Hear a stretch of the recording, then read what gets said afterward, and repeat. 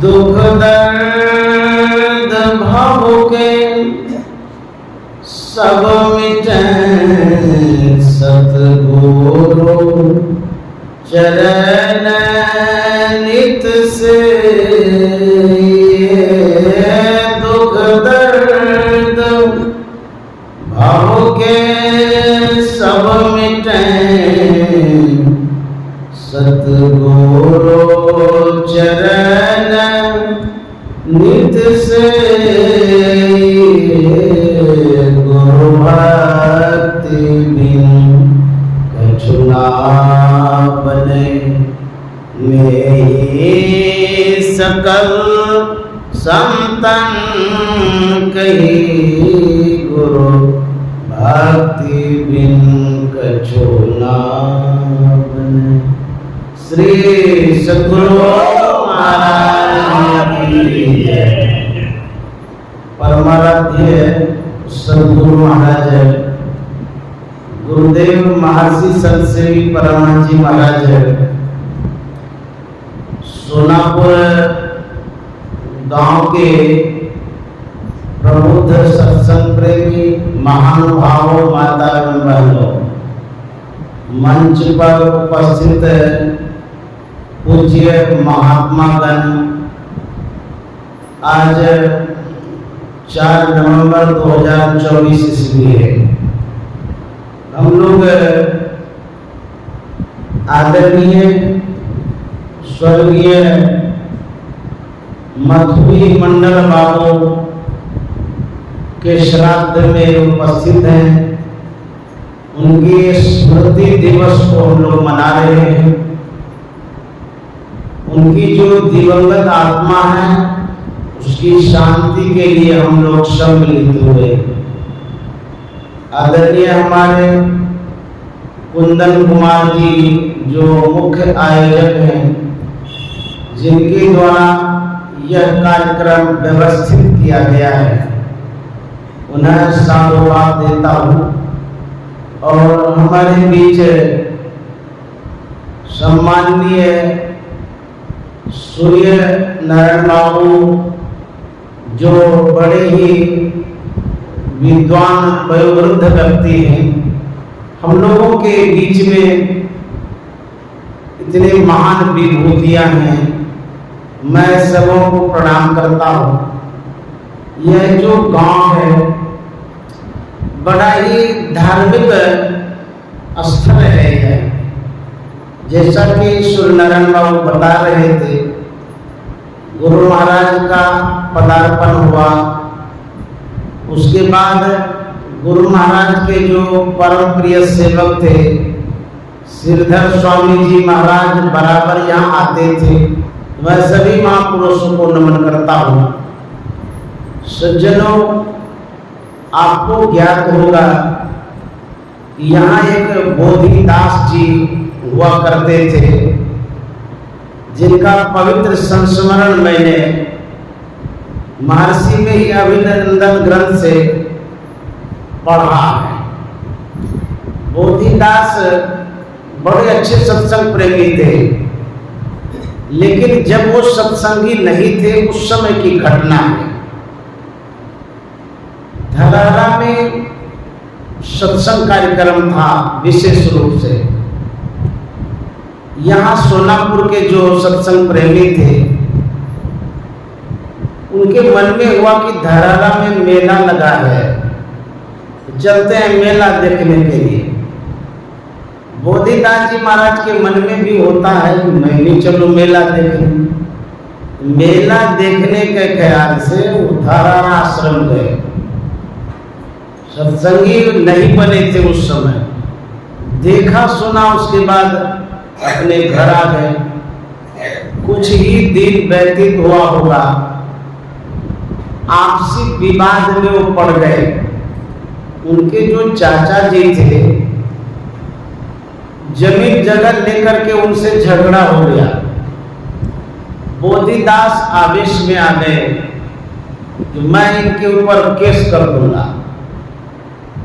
या शाम के समय धरारा के पास जो थाना था उस ओर जा रहे थे, जाकर के थाना में एफआईआर कर दूंगा, केस कर दूंगा।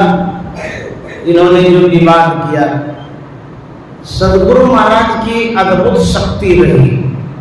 जानते हैं, ये थाना नहीं जा करके इनके मन में एकाएक परिवर्तन हो गया कि अभी तो शाम है, चले जाते हैं धरारा आश्रम, कौन सवेरे केस कास करेंगे। यह चले गए धरारा आश्रम। तो गुरु महाराज से जब मिले तो गुरु महाराज ने इनसे हाल समाचार पूछा। उसके बाद रात्रि में बोधिदास जी वही रुक गए, अपना भोजन पानी किए, विश्राम किए। जब सवेरा हुआ, परमाराध्य सदगुरु महाराज पूछते हैं कि कहाँ से आए हैं, क्या करने के लिए आए हैं, आप सत्संग में बैठे थे।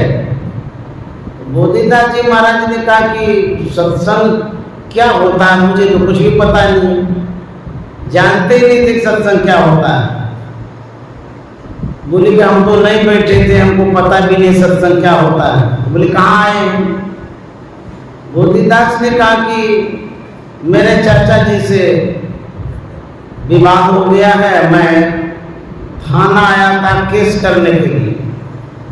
तो बोले सब काम हो गया। बोले नहीं, काम तो कुछ भी नहीं हुआ, हम इधर आपके तरफ आ गए। तो बोले तब अब क्या करना चाहते हैं। बोले कि नहीं, अब नहीं केस करेंगे, अब मैं घर चला जाऊंगा, मेरे मन में परिवर्तन हो गया। तो गुरु महाराज ने कहा था, यहाँ सप्ताह में एक बार रविवार को सत्संग होता है, आप समय निकाल करके यहाँ आया करिए। गुरु महाराज की बात बड़ी अच्छी लगी, इनके मन में बातें बैठ गई। रविवार को धरारा जाने लगे सत्संग में। धीरे धीरे इनके जीवन में अद्भुत परिवर्तन हुआ। सदगुरु महाराज की ऐसी कृपा होती है, ये भी दीक्षा ले लिए और सत्संगी बन गए। बोधिदास जी महाराज का संस्मरण महर्षि में ही अभिनंदन ग्रंथ में है। तो परमानंद सदगुरु महाराज ने अपने प्रभाव से जो व्यक्ति अनभिज्ञ है, अनारी है, अनजान है, उसके अंदर भी एक संस्कार जगा दिए, बोध दे दिए, ज्ञान दे दिए और अपनी कृपा से सही रास्ते पर ला दिए।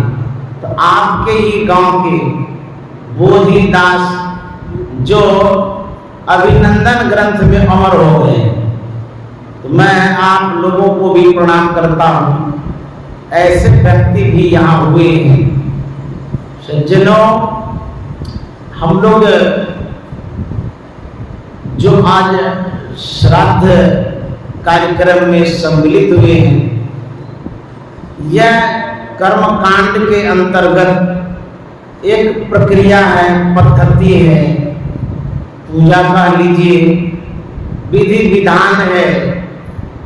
सदियों से मान्यता है कि श्राद्ध करने से जो मरने वाले प्राणी हैं, जीव हैं, व्यक्ति हैं, उसका उद्धार और कल्याण होता।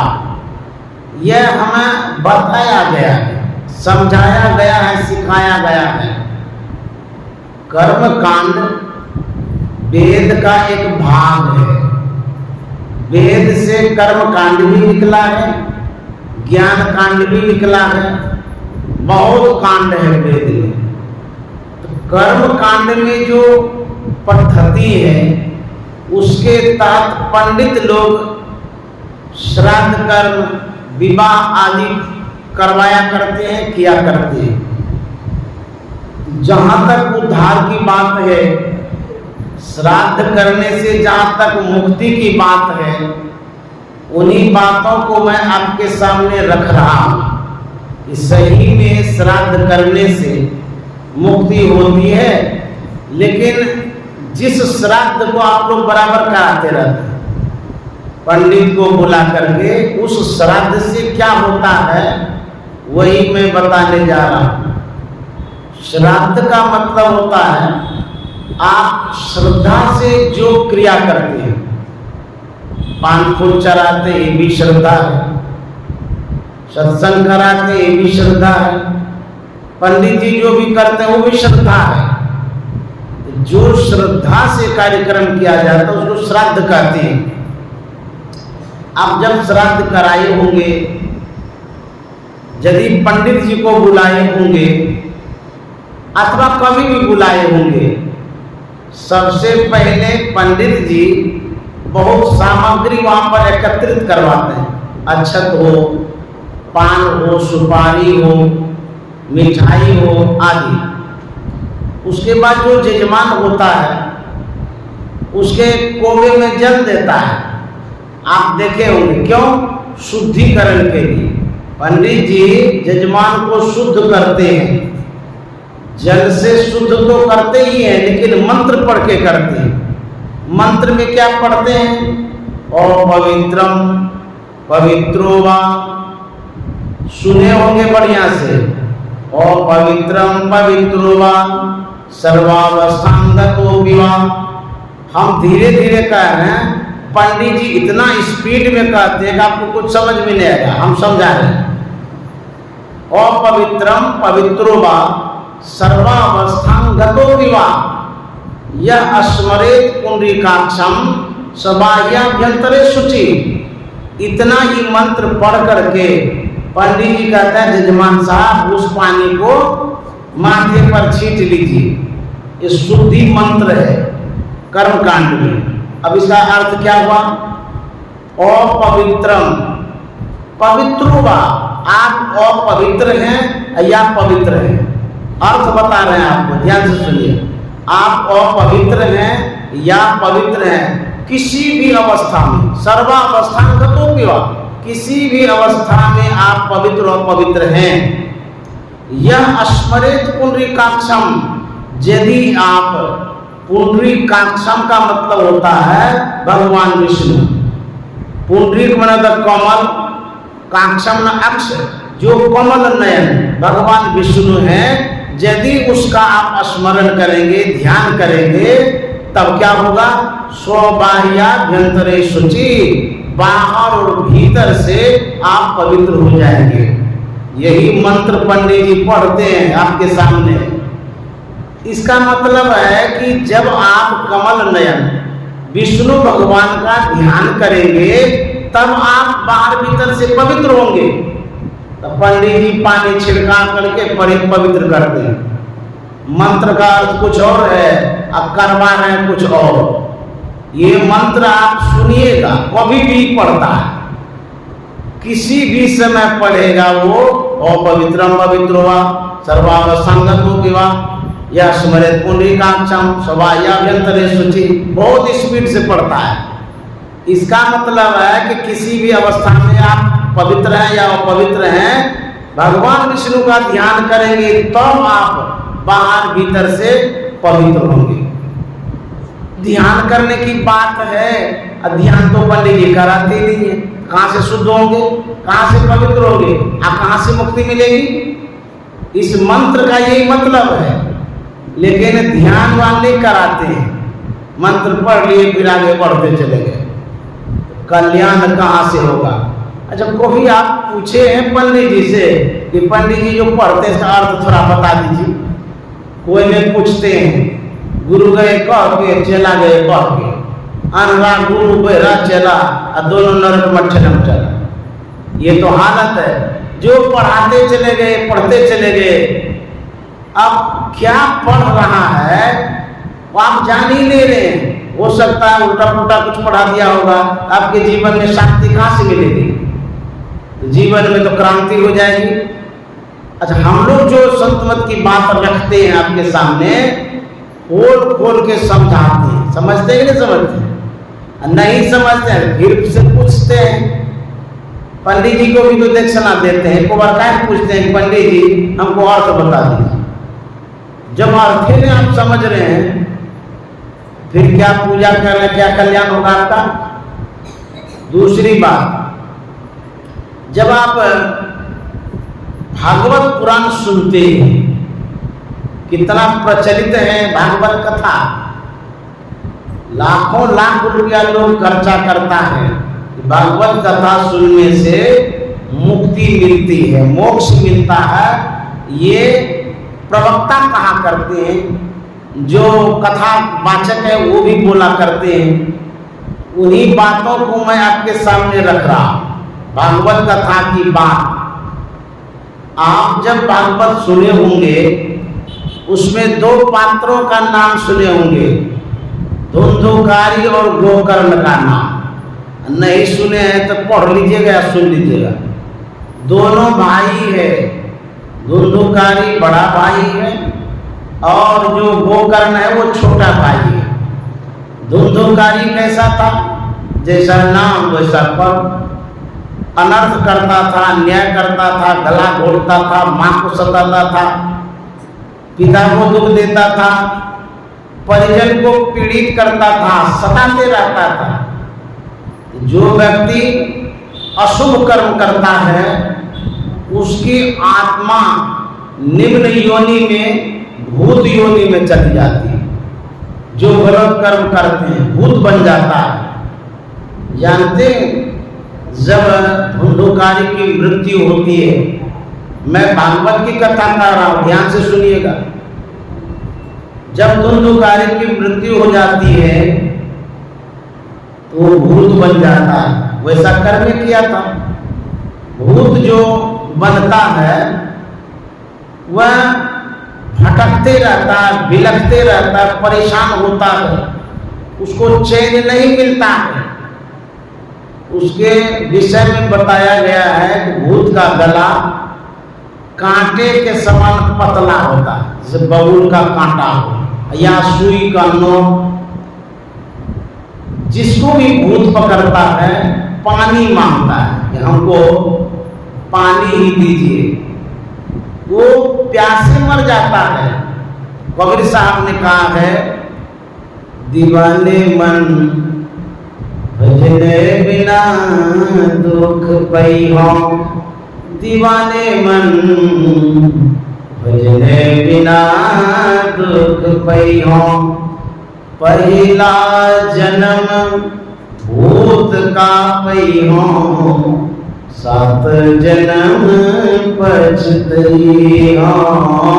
पहला जन्म भूत का पई हो, सात जन्म पछतई हो। कांटे पर ले पानी पई हो, कांटे पर ले पानी पई हो। प्यास नहीं मरी जई हो, दीवाने मन भजने बिना दुख पई। कबीर साहब कहते हैं, पगले दीवाने मन, भूले मन, भटके मन, विषय में अटके मन, तुम समझ लो यदि नहीं भगवान भजन करोगे तो भूत बनना पड़ेगा। तो धुंधुकारी भूत बन गया। अब जो उनके छोटे भाई थे गोकर्ण, कर्मकांड के अनुरूप, ज्योतिष पंडितों के अनुरूप वो श्राद्ध कर्म करते हैं। जैसे आप लोग श्राद्ध कर्म करते हैं वैसे गोकर्ण अपने बड़े भाई के लिए श्राद्ध करते हैं। जो घर में श्राद्ध कर्म था वो लोग किया ही किया। जो पंडित थे उन्होंने कहा कि ऐसा करिए, मुक्ति के लिए, जो जीव है उसके कल्याण के लिए आप गया में श्राद्ध कर दीजिए। गया में श्राद्ध करने से मुक्ति मिलती है। तो जब कहा गया तो गए। गया में एक बार श्राद्ध किए, 2 बार किए, कई बार किए। बहुत लोग नित्य श्राद्ध करते हैं। जो श्राद्ध का समय आता है पाक्षिक श्राद्ध करते हैं, मासिक श्राद्ध करते हैं, 12 महीना का श्राद्ध करते रहते हैं। गया में जाकर के पिंडदान भी देते हैं। गोकर्ण ने भी अपने भाई के लिए किया, 100 बार किया, लेकिन परिणाम क्या हुआ? जो धुंधुकारी था वो भूत का भूत बना ही रहा। वह धुंधुकारी रात में आता था और गाछ को हिला देता था या धम धम करता था या और भी किसी तरह से भयभीत करता था, लोगों को भी अपने भाई को भी। तो गोकर्ण जो था बड़ा ज्ञानी था, वो डरता नहीं था, लेकिन आभास होता था रोज कि कोई न कोई आत्मा भटकती है और जो हमें परेशान करने के लिए आती है। एक दिन की बात है, जब धुंधुकारी भूत बनकर के आया था, हलचल करने लगा। गोकर्ण मंत्र फूकता है कोवे में जल लेकर के, जल ले लिया और मंत्र अभिमंत्रित कर देता है उस जल को, और जिधर से वह धुंधुकारी परेशान कर रहा था उधर जल छीट दिया। जैसे छीट दिया, धुंधुकारी स्थिर हो गया। तब गोकर्ण ने पूछा कि आप कौन हैं? बराबर आप आते हैं और हमें डराते हैं, लेकिन हम तो डरने वाले नहीं हैं। तब धुंधुकारी ने कहा था कि मैं तुम्हारा बड़ा भाई धुंधुकारी हूँ।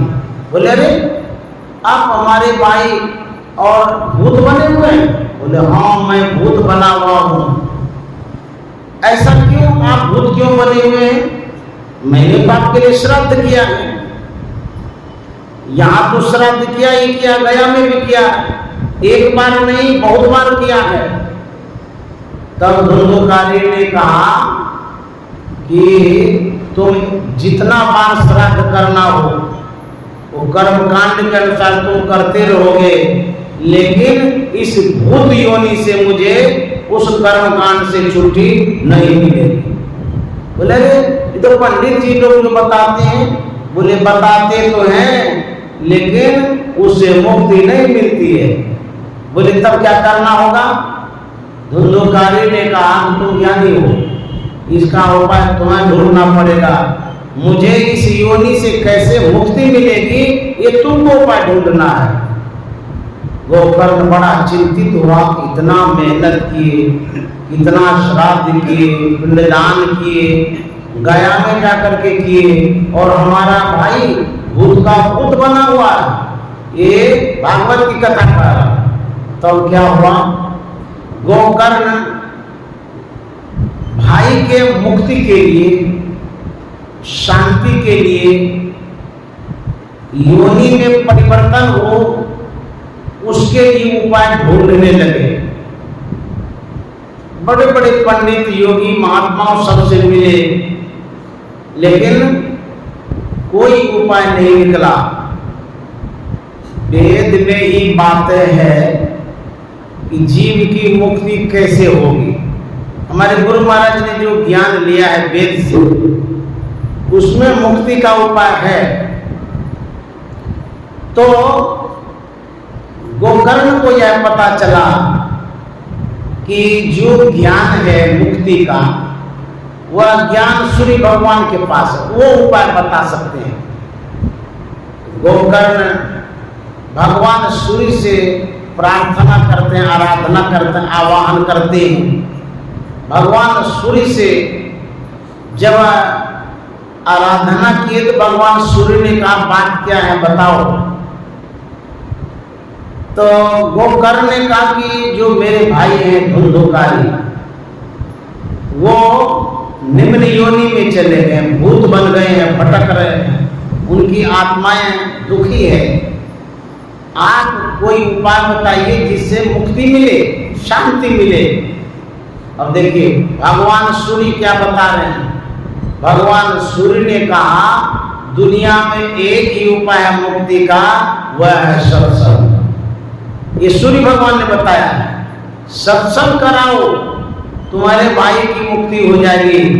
तब उन्होंने भागवत कथा कराया था, 7 रोज तक सत्संग कराया था। उसके बाद कहा जाता है कि मुक्ति हो गई थी।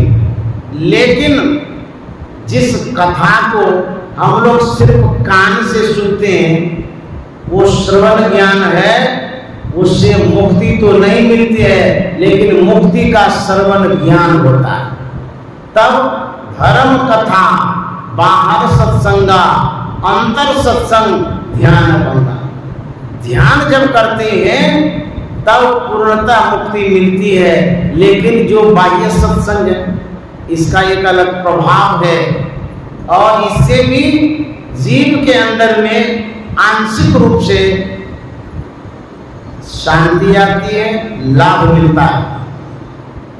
तो जब कथा भागवत की हुई, जब सत्संग कराया गया तो धुंधुकारी को बेनिफिट मिला, लाभ मिला, उस योनि में परिवर्तन हुआ, ऐसा कहा जाता है। अब सत्संग से मानवों में परिवर्तन आता है। हमारे जो पूर्वज हैं जिनकी मृत्यु हो गई उसमें परिवर्तन आता है। यह कथा मैं कहने जा रहा हूं। राजा जनक अपने गुरु अष्टावक्र मुनि को दरबार में बुलाए। अष्टावक्र मुनि मंच पर उपस्थित थे, सत्संग प्रारंभ था, सभा में बहुत लोग बैठे हुए थे। अब राजा जनक का दरबार है, वो भी विदेह का लाए। राजा जनक आत्मज्ञानी थे, बड़े बड़े विद्वान पंडित श्रोता सब बैठे थे। सत्संग तो चल ही रहा था, एकाएक हलचल हो गया, हड़कंप मच गया, भगदड़ मच गई, लोग इधर से उधर भागने लगे। अष्टावक्र मुनि ने पूछा कि आप लोग इधर उधर क्यों भाग रहे हैं, क्या बात है? लोगों ने कहा कि महाराज एक विशाल का विषधर सांप आ रहा है, इधर आ रहा है, हम लोग डर के मारे भाग रहे हैं। अष्टावक्र मुनि ने कहा उसको आने दो, कुछ भी मत कहो और तुम लोगों को कुछ नहीं करेगा। अष्टावक्र मुनि तो महान ज्ञानी थे, संत थे, महापुरुष थे, वो जानते थे। लोग शांत हो गए, उस सांप को आने दिया। आते आते जब मंच के करीब आए तो वह सांप शांत हो गया और गोल गोल होकर के घूम के बैठ गया। अष्टावक्र मुनि प्रवचन कर रहे हैं, सभी श्रोता तो सुन ही रहे हैं, सांप भी सुन रहा है। होते होते प्रवचन का कार्यक्रम पूरा हो गया। जब सबके सब जाने लगे, सांप भी वहां से चला गया। लोगों ने पूछा कि मुनि जी ये कौन सी घटना घटी, सांप आ रहा था आप आने दिए, वही बैठ करके सत्संग सुना, अब फिर वो चला गया, ये कौन सी घटना घटी, हम लोग कुछ भी नहीं समझे।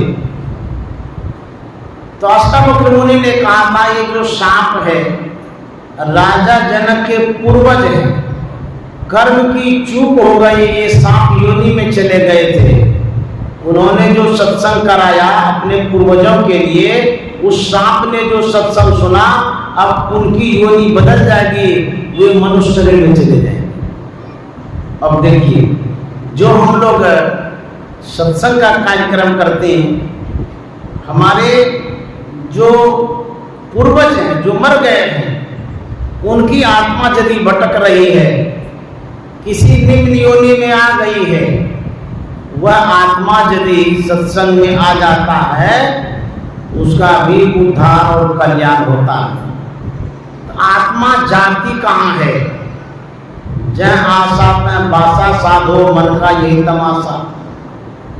जिससे आप जुड़े रहते हैं, जिससे संबंध है, गठबंधन है, जुड़ाव है, ख्याल जहाँ लगा रहता है, मरने के बाद भी आप वहीं जाते हैं। आप देखे होंगे जब कोई मरता है, भूत बनता है, वो अपने परिवार को सताता है। क्यों? तो घर में रहा है सब दिन, जिस परिवार से जुड़ा है उसी पर आ जाता है, उसी को भूत पकड़ता है। तो यदि आप कल्याण चाहते हैं अपना और अपनों का, जो मर गया उसका, तो सत्संग कार्यक्रम करते हैं, उस जीव का उद्धार अवश्य होगा। उद्धार का एक मार्ग है यही, गुरु महाराज ने बड़ा अच्छा उपाय बताया है। जीवोद्धार का द्वार पुकार कहाँ, घट भीतर ही सत्संतों ने। जीवोद्धार का द्वार पुकार कहाँ, घट भीतर ही सत्संतों ने। संस्कृति संताप से कांप रहे, भवभौर भ्रमत जीव हाँफ रहे। संस्कृति संताप से कांप रहे, भवभौर भ्रमत जीव हाँफ रहे। तीन ढारस दे समझाए कहे, तीन ढारस दे समझाए कहे। गुरु नाम सुमर सत्संतों ने।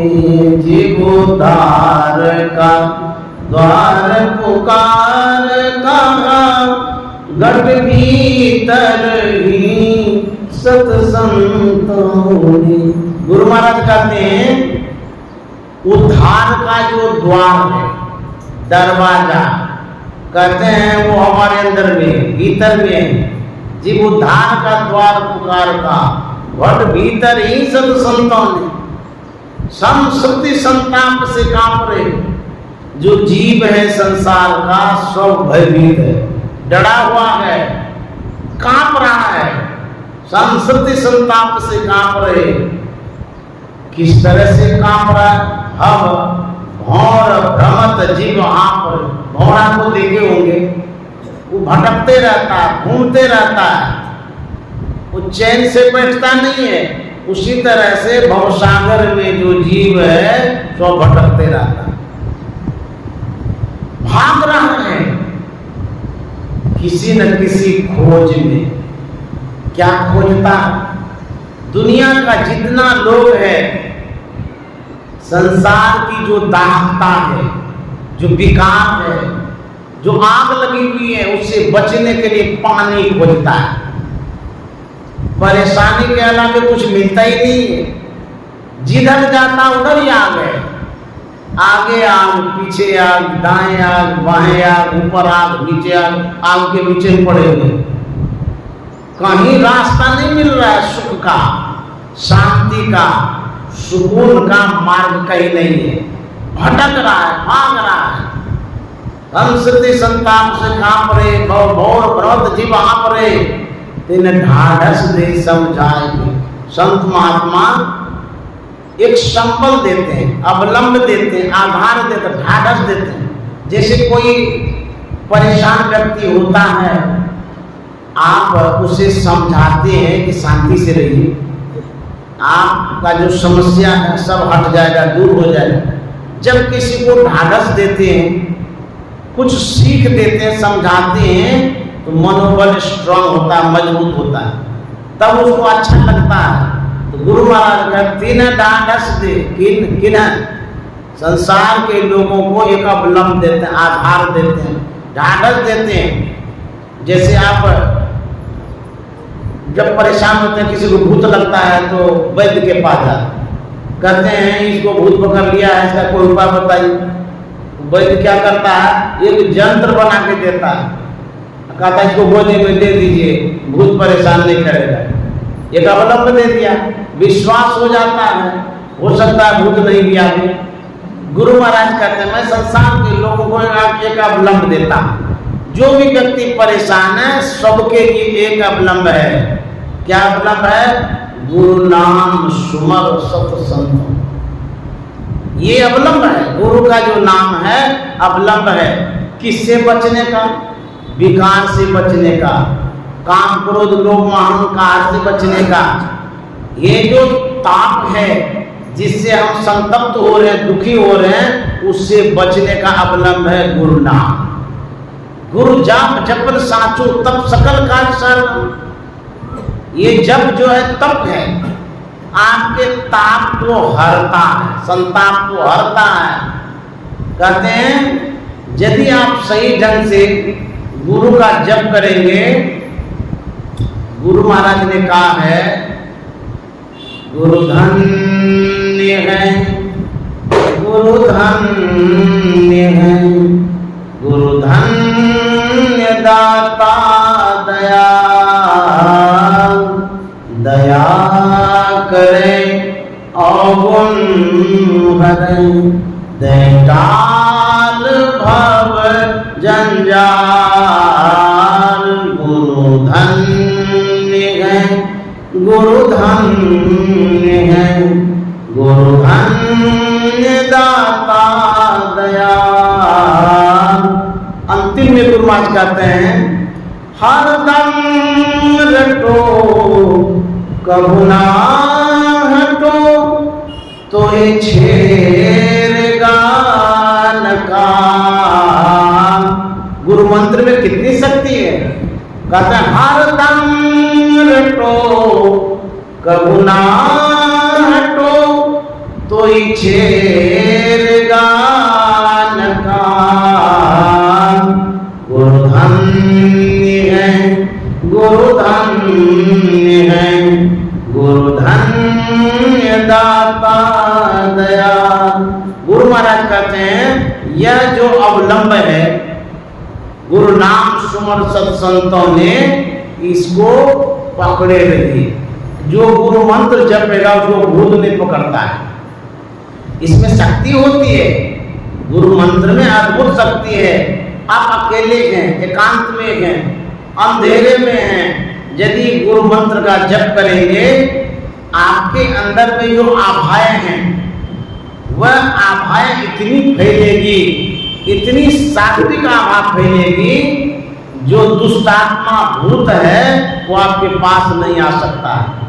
मान लीजिए आप हीटर जला, खूब बड़ा हीटर जिसका पावर जो है 100 फीट तक लंबा चौड़ा जाता हो, उस हीटर के सामने महीन का कीड़ा आएगा? नहीं आएगा।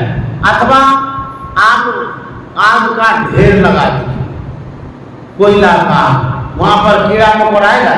और यदि आएगा तो जल के भस्म नहीं हो जाएगा। ठीक उसी तरह से ये जो हमारे अंदर में मंत्र, जो गुरु मंत्र है, यदि आप हर वक्त रटेंगे, जपेंगे, आपके अंदर में अद्भुत शक्ति आ जाएगी। जो बाहर का कीड़ा मकोड़ा क्या है, जो भूत पिशाच अवगुण सब है, वो आप में नहीं सकेगा। इसीलिए इस मंत्र को जपते रहिए। ये गुरु महाराज ने अवलंब दिया है। यह भी जीव उद्धार का एक मार्ग है। दूसरी बात, गुरु महाराज के जीवन चरित्र से सुना रहे हैं। जब गुरु महाराज वैराग्य अवस्था में थे तो घर का त्याग कर दिए थे, चले गए थे अपना योगी जीवन में, वैरागी जीवन में, त्यागी जीवन में। लेकिन गुरु महाराज के जो पिताजी थे बड़े चिंतित थे, क्योंकि पुत्र का मोह होता है ना। तो पिताजी के मन में होता था कि हमारा बेटा शादी विवाह करे, घर गृहस्थी बसा ले, हमारे पास ही रहे, घर नहीं छोड़े। इनके मन में ये होता था। लेकिन गुरु महाराज तो जन्मजात योगी थे, वो कहाँ से घर गृहस्थी बसाते? वो तो संसार के कल्याण के लिए आए थे, जीव उद्धार के लिए आए थे। एक बार घर आए गुरु महाराज, तो पिताजी ने देखा कि यही मौका है, इसका मन जो विक्षिप्त हो गया है, इसका मन बेईमान हो गया है, हमारी बात को मानता नहीं है, ऐसा करते हैं, वो अल्लाह के पास ले जाते। गुरु महाराज को कहे बेटा चलो एक वैद्य के पास। गुरु महाराज मान गए बात को, ले गए वैद्य के पास। तो वहां वैद्य से गुरु महाराज के पिताजी ने कहा कि वैद्य जी, हमारा बेटा बात नहीं मानता, विवाह शादी नहीं करता, यदि इसको आप मना लीजिएगा, आपके कहे अनुसार यदि ये मान जाएगा, मुंह मांगा इनाम देंगे, जो पैसा कहिएगा उतना दे देंगे। वैद्य बात करने लगे गुरु महाराज से, अपना बुद्धि लगा करके बात कर रहे थे। तो गुरु महाराज भी बात करते थे, लेकिन बातचीत करते करते लास्ट में वैद्य ने कहा कि आपका जो पुत्र है उसका मन हम क्या घुमाएंगे, उनकी ऐसी ऐसी बातें हुई, उन्हीं की ओर मेरा मन घूम गया। पिताजी ने कहा गजब के वैद्य, हम आए थे पुत्र का मन घुमाने के लिए, अब पुत्र का अनुरूप आपका मन घूम गया, कैसा वैद्य आप हैं? बोले हम क्या करेंगे, आपका बेटा हमारे के अनुसार नहीं घूम सकता, ये तो दुनिया के लोगों का मन घुमाने के लिए आए हैं, इनका मन कौन घुमा सकता है। फिर चले आए घर।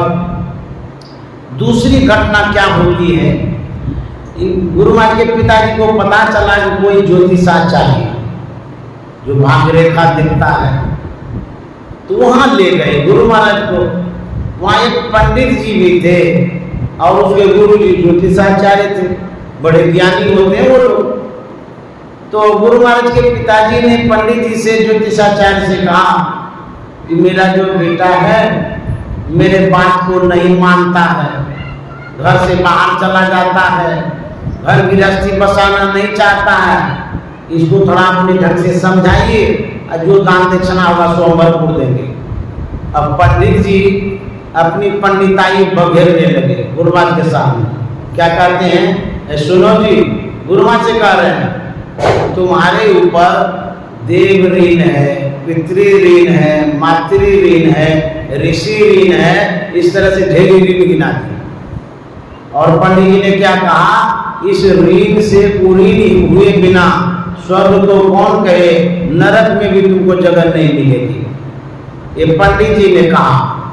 तो जो ज्योतिषाचार्य या सुन करके कहते हैं यथार्थ, मतलब पंडित जी का सपोर्ट कर दिए। तो पंडित जी ठीक है कह रहे हैं कि जो ऋण होता है माता का, पिता का, गुरु का, देवता का, इस ऋण से वो ऋण हुए बिना स्वर्ग नहीं मिल सकता है, नरक में भी जगह नहीं मिलेगी।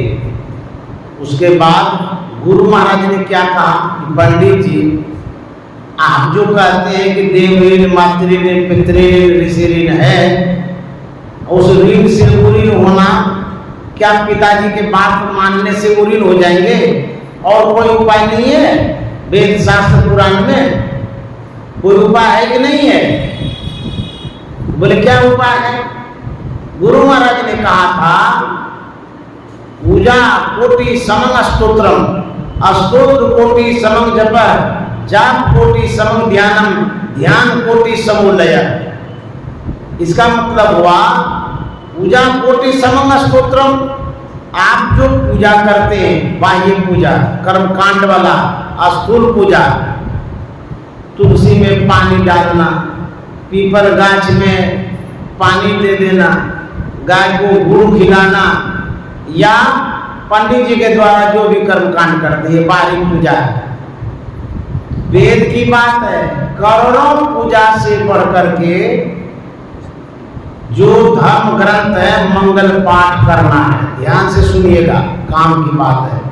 ये जो बाह्य पूजा करते हैं, करोड़ों पूजा से बढ़ करके जो सदग्रंथ है मंगल पाठ करना है, स्तोत्र पढ़ना, श्लोक पढ़ना, मंत्र पढ़ना, किताब पढ़ना, करोड़ों पूजा से बढ़ करके है। तो बहुत लोग किसी भी कार्यक्रम में, श्राद्ध में, विवाह में पाठ करते हैं, क्योंकि पूजा से बढ़ करके यहीं तक नहीं है। उसके बाद कहते हैं करोड़ों पूजा से बढ़ करके गुरु मंत्र जप करना, स्तोत्र कोटि समंग जपा। जो आप सदग्रंथों का पाठ करते हैं, करोड़ों पाठ से बढ़ करके गुरु मंत्र जप करना है।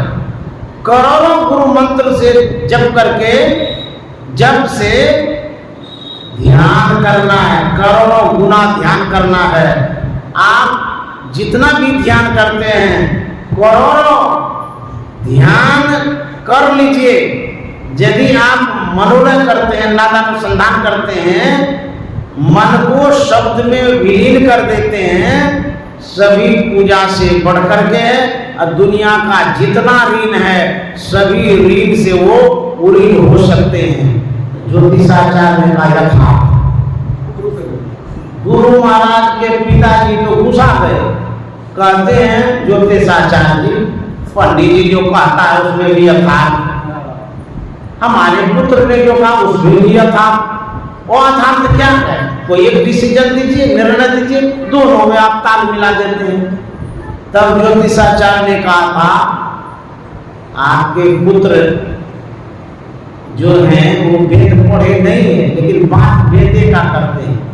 पंडित जी कर्मकांड के अनुसार कहते हैं ये सब ऋण होता है, माता पिता गुरुजनों का सबका ऋण होता है। उस ऋण से उऋण होने का कर्मकांड में श्राद्ध पूजा पाठ ये है, जरूरी है ये।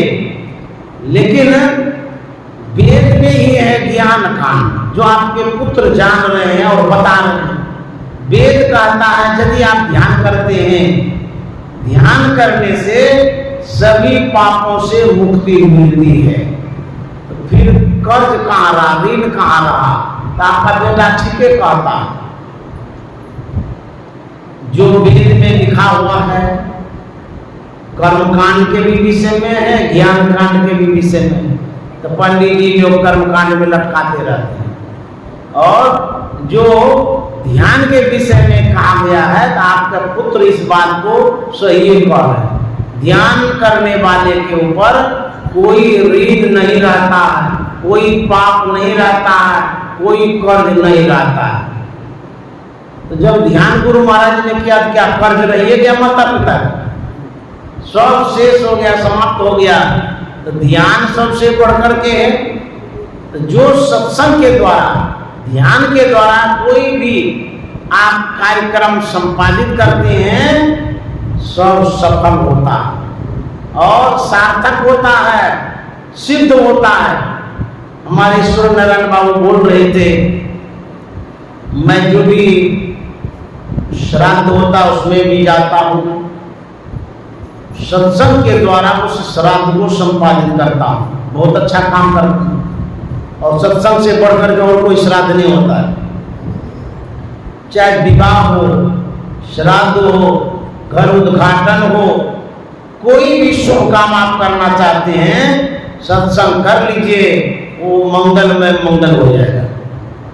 मंगल मूर्ति सदगुरु मिलवे सर्वाधार, मंगल में मंगल कर्म विनो बारंबार, सब में मंगल होगा यदि मंगल मूर्ति को याद करते हैं। तो गुरु महाराज की बातें जो हुई, ज्योतिषाचार्य ने क्या कहा, ये जीवन चरित्र में लिखा हुआ है। ज्योतिषाचार्य कहते हैं कि मैंने जीवन पर्यंत पूजा पाठ किया, मुझे आपके बेटे से जो बातचीत हुई, कुछ देर के लिए बातचीत हुई, इतने क्षणिक वार्तालाप में मुझे जो मन में शांति आई है वो जीवन में आज तक नहीं आई थी। अब देखिए, बातचीत करने से ज्योतिषाचार्य को शांति मिली। बोले कि मैंने आज जो आपके बेटे से बात किया, असली पूजा का लाभ मैंने आज ही पाया। अब बुझिए तो आप जो पूजा करते हैं उस पूजा को समझना भी तो चाहिए, जो कार्यक्रम करते हैं। नहीं तो जैसे भेड़िया धसान होता है, करते रहिए, बहते रहिए, कुआं में भेड़िया एक गिरेगा तो 100 गिरेगा, उसी तरह से नरक में सब जाएगा तो जाते रहिए। गुरु महाराज ने कृपा करके ये जो रास्ता बतलाया है, जो मार्ग बतलाया हम लोगों के लिए, गुरु महाराज कहते हैं बात है सत हित की, सत्य भी है, हित की भी है। और गुरु महाराज गारंटी देते हैं, समझा में और लखा नमन, ऐसे नहीं आंख बंद करके कह रहे, मैंने समझा इस बात को, कल्याण का ये सही रास्ता है, और समझा ही नहीं, मैंने नमूना तौर पर देखा भी है। जीव उद्धार का मार्ग जो है गुरु महाराज ने जो बतलाया यही है। एक बार एक नगर सेठ गुरुदेव महर्षि संतश्री परमहंस जी महाराज के पास आए दिल्ली आश्रम में, राजपूत बुर्ज में रुके हुए थे। परिचय हुआ, नगर सेठ ने अपना परिचय दिया, मैं करोड़पति हूँ, मेरे पास कोई चीज की कमी नहीं है, एक मैं अपने आप को मानता, दूसरा भगवान को मानता और तीसरा कोई है मुझे पता नहीं। गुरुदेव ने कहा आप करोड़पति हैं, मैं तो कौड़ीपति हूँ, आप मेरे पास क्यों आए? मैं तो फकीर हूँ, मेरे पास तो कुछ भी नहीं है, मैं आपकी क्या सेवा करूँ, सो बताइए। नगर सेठ ने कहा कि महाराज मेरे पास धन तो बहुत है लेकिन मन में शांति नहीं है। गुरुदेव ने कहा था यदि शांति किसी शहर में बिकती उसे खरीद करके सबसे बड़े स्टोकर आप होते, जिनको आवश्यकता होती है आपके यहाँ शांति खरीदने जाते। लेकिन शांति किसी शहर में है, आप बड़े बड़े मॉल में जाते हैं, बिग बाजार में जाते हैं, जो विदेशी मार्केट है उसमें शॉपिंग करने के लिए जाते हैं। आज के बाद जब जाइएगा, जिस मॉल में जाइएगा शॉपिंग करने के लिए, मॉल वाले से कहिएगा हमको ये वो पुड़िया शांति का खाली दे दीजिए। वो कहेगा कहाँ से पागल आ गए? अच्छा, शांति खोजना क्या पागल है? इसका मतलब है शांति खोजने वाले पागल हैं, और शांति के अलावे जो खोजते हैं अशांति को, क्या वो पागल, क्या महापागल नहीं है? शांति की पुड़िया नहीं बेचता है वो, तब क्या बेचता है? खाली अशांति का पुड़िया बेचता है। जो कुछ भी आप खरीदते हैं उसमें शांति नहीं है। यदि आप शांति खोजते हैं बोलिए दुकान वाले से, वो शांति दीजिए, पुड़िया दीजिए, डिब्बा दीजिए, पैकिंग करके कोई और है तो वो दे दीजिए, नहीं देगा। तब गुरुदेव ने कहा था कि हमारे गुरु महाराज ने कहा है नुकते सफेद सन्मुख झलके झलाझली, सरग में नजर फिर कर तज मन की चंचली, नुकते सफेद सन्मुख संतों ने कही रायगी, शांति की असली संतों ने कही रायगी, शांति की असली शांति को जो चाहता तज और जो नकली, नुकते सफेद सन्मुख। शांति का जो मार्ग है, रास्ता है, जो संसाधन है, क्या है? गुरु महाराज कहते हैं नुकते सफेद सन्मुख। नुकता का मतलब होता है बिंदु, जो कोई बिंदु ध्यान करेंगे उसी को शांति मिलेगी, अन्यथा किसी को शांति नहीं मिलेगी। गुरु महाराज कहते हैं सिर्फ मैं ही नहीं कह रहा हूं, संतों ने कही, जितने संत हो गए हैं सबों ने कहा है शांति का रास्ता अंतर में है, बिंदु ध्यान में है और कहीं नहीं है। इसीलिए गुरु महाराज ने कहा है शांति स्थिरता निश्चलता को कहते हैं। शांति को जो प्राप्त कर लेते हैं संत कहलाते हैं। संतों के मत व धर्म को संत मत कहते हैं। शांति प्राप्त करने का प्रेरण मनुष्यों के हृदय में स्वाभाविक ही है।